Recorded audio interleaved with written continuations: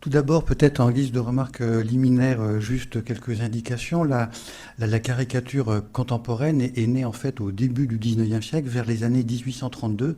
Alors pour certains ou certaines, c'est peut-être des souvenirs de collège ou de lycée, mais il y a un périodique à ce moment-là qui est lancé qui s'appelait le Charivari.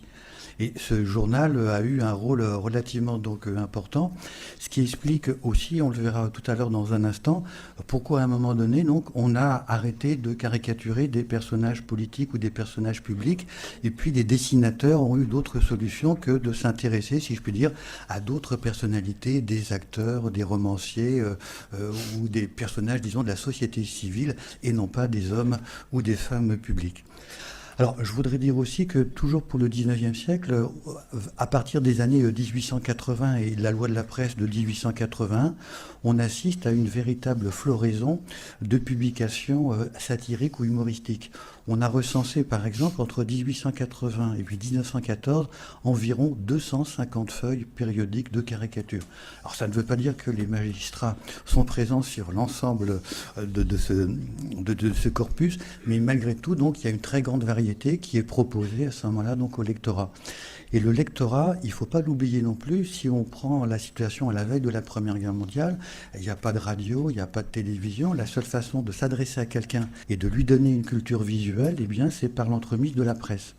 Et à ce moment-là, en France, à la veille de la Première Guerre mondiale, on estime que finalement le lectorat, c'est environ en France un peu plus de 10 millions de personnes. Donc imaginez la force d'un dessin qui est publié dans un quotidien dont le tirage avant la guerre de 14 est supérieur à 1 million. Vous avez 4 grands périodiques qui chacun donc ont des tirages d'1 million d'exemplaires. Voilà, donc imaginez à ce moment-là la création d'une culture commune autour de la caricature et des magistrats, et cette culture commune est partagée évidemment par une grande partie de la population. Ce qui fait que dans les dessins, eh bien, les dessinateurs ne sont pas obligés de donner tous les éléments. Les seuls, mais je ne vous en parlerai pas ce soir, qui leur posent des problèmes, c'est le juge d'instruction.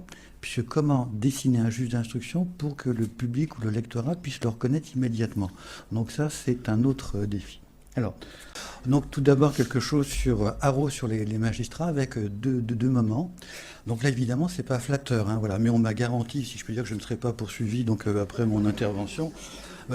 Ensuite, dans un deuxième temps, donc trouble dans la magistrature et la société, puisque le dessin va au-delà de la surface.